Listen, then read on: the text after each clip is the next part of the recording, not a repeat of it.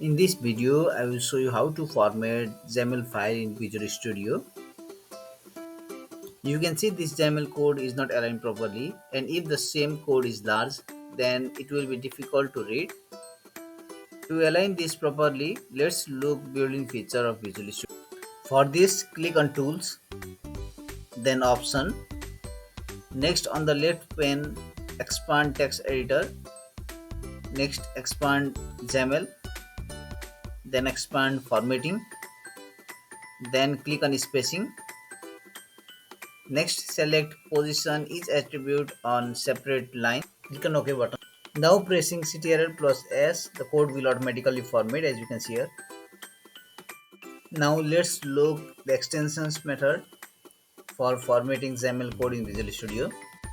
For this, click on extensions. Then next click on manage extensions. Next click on online. Then in the source field type XAML style.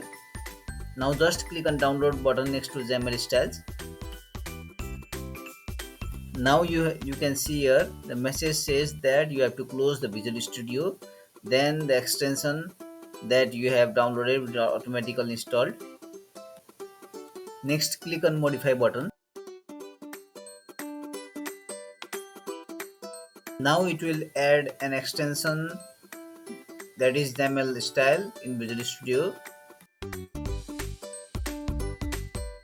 You have to wait for some time to install this XAML style.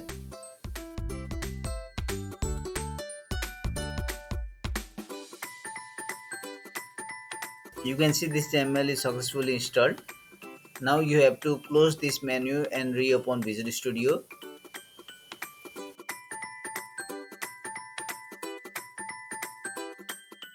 Now you can go to the XAML page in Visual Studio, and then you can right click on the empty area and then click on format XAML, and it will automatically format your XAML file.